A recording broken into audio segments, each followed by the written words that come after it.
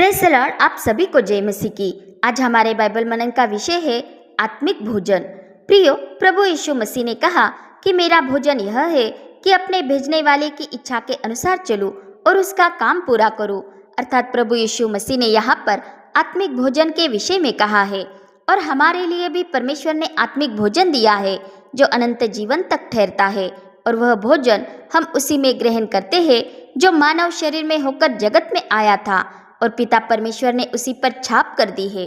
अर्थात हमारा प्रभु यीशु मसीह। और हम जानते हैं कि जिस रात यीशु पकड़वाया गया तब उसने जो रोटी धन्यवाद के साथ तोड़कर अपने चेलों को दी थी वह उसी की देह है जो हमारे लिए दी गई। और भोजन के पश्चात उसने जो प्याला लिया था और उसमें से सबने पिया था वह उसी के लहू में नई वाचा है। इसलिए जब कभी हम प्रभु भोज लेते हैं तो उसी की देह में से खाते हैं और उसका लहू पीते हैं और उसकी मृत्यु को ही प्रचार करते हैं। परंतु हम यह प्रभु भोज ग्रहण करने के द्वारा अनंत जीवन में तभी बने रहते हैं जब हम यह प्रभु भोज गंभीरता के साथ प्रभु का अनुसरण करते हुए उचित रीति से ग्रहण करते हैं, क्योंकि तभी हम आत्मिक भोजन ग्रहण करते हैं और तभी हम प्रभु यीशु मसीह में स्थिर बने रहते हैं और वो हम में, और उसी के द्वारा हम अंतिम दिन जिलाए जाएंगे, क्योंकि इससे हम विश्वास से मसीह के वचन में बने रहकर उसके भागी हुए हैं। क्योंकि प्रभु यीशु मसीह ही परमेश्वर की सच्ची रोटी है जो स्वर्ग से उतरकर जगत को जीवन देती है। इसलिए उसी के वचन जिसका प्रकाश पवित्र आत्मा के द्वारा हम पर प्रकट हुआ है वही हमारे लिए जीवन की रोटी है, क्योंकि पवित्र आत्मा मसीह के वचन में से लेकर ही हमें बताता है। क्योंकि मनुष्य न ही शारीरिक रोटी से और न ही स्वर्गदूतों की रोटी खाने से अनंत जीवन पा सकते हैं, और न ही मनुष्यों के अपने ही वचन से वह प्रभु में स्थिर बने रह सकते हैं,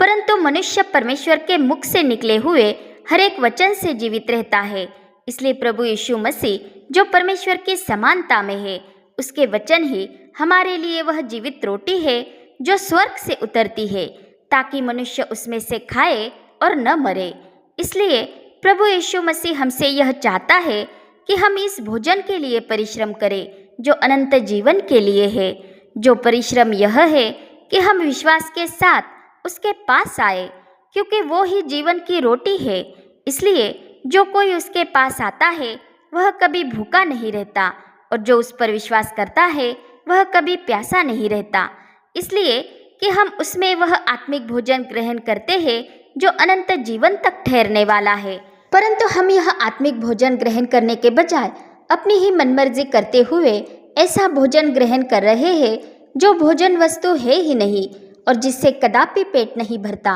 परंतु हम उसके लिए ही रुपया लगा रहे हैं और व्यर्थ परिश्रम कर रहे हैं और उसी ही भोजन वस्तु जानकर उसका पीछा कर रहे हैं, जो है संसार और उसमें की वस्तुएं जो कि नाश होने वाली है, अर्थात शरीर की वासना, आंखों की वासना और जीविका का घमंड, जो पिता परमेश्वर की ओर से नहीं वरन संसार ही की ओर से है। परंतु हम उससे ही प्रेम रखते हैं और पिता परमेश्वर के प्रेम को अपने हृदय में जगह नहीं देते हैं, जिसके द्वारा हमने उद्धार पाया है, जिस कारण हम परमेश्वर की इच्छा पर नहीं चलते हैं, क्योंकि इससे हम सर्वदा बने न रहेंगे, जो परमेश्वर की मर्जी कदापि नहीं है। अर्थात हम परमेश्वर का जीवन जो अनंत जीवन है, जो उसके पुत्र यीशु मसीह में है, उससे वंचित रहेंगे, क्योंकि वचन कहता है कि जो परमेश्वर की इच्छा पर चलता है वह सर्वदा बना रहेगा। इसलिए वो मनुष्य से कहता है कि जब तक परमेश्वर को प्राप्त करने का समय है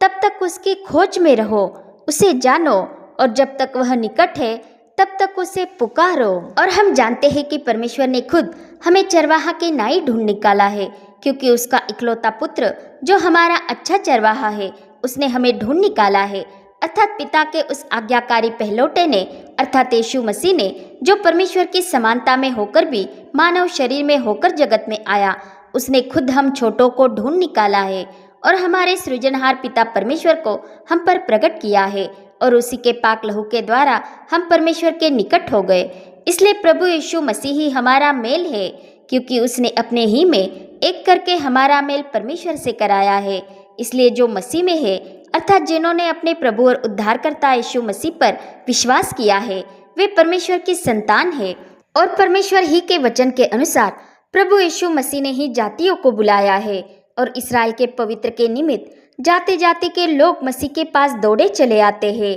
और उसी में उद्धार पाते हैं। इसलिए प्रभु यहोवा ने इस्राएल से कहा था कि कान लगाओ और मेरे पास आओ, तब तुम जीवित रहोगे और मैं तुम्हारे साथ सदा की वाचा बांधूंगा। दाऊद पर की अटल करुणा तुम पर प्रकट करूंगा।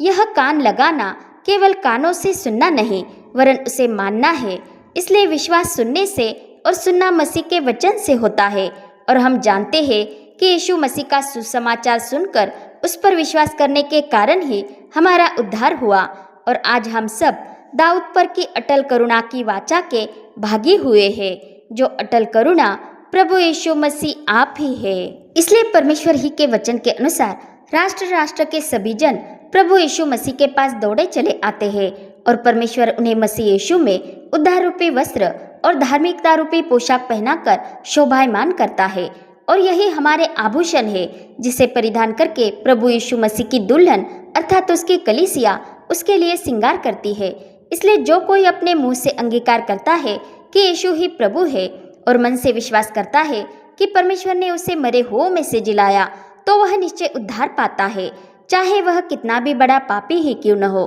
क्योंकि प्रभु यीशु मसीह पापियों को मन फिराव के लिए बुलाने ही इस जगत में आया, इसलिए कि वे अपने पाप मार्गों का त्याग करें और परमेश्वर के ठहराए हुए समय में उद्धार पाकर परमेश्वर के राज्य में प्रवेश करे, जिसमें धार्मिकता ही वास करेगी। इसलिए यशायाह 55:7 में कहा गया है कि दुष्ट अपने चाल चलन और अनर्थकारी अपने सोच विचार छोड़कर यहोवा की ओर फिरे, वह उस पर दया करेगा, वह हमारे परमेश्वर की ओर फिरे, वह उसे पूरी रीति से क्षमा करेगा। इसलिए जो कोई प्रभु के नाम की दुहाई देगा वह उद्धार पाएगा। जो परमेश्वर का नाम प्रभु यीशु मसीह आप है, क्योंकि उसी का पवित्र आत्मा उसकी सहायता करता है और उसे उद्धार की ओर ले चलता है, ताकि उसे अपने पापों का एहसास हो और वह प्रभु यीशु मसीह के पास आकर मन फिराए, अपने पापों को मान ले और प्रभु यीशु मसीह से पाप क्षमा पाए। इसलिए जो कोई परमेश्वर के सम्मुख ज्योति में चलता है और उससे सहभागिता रखता है,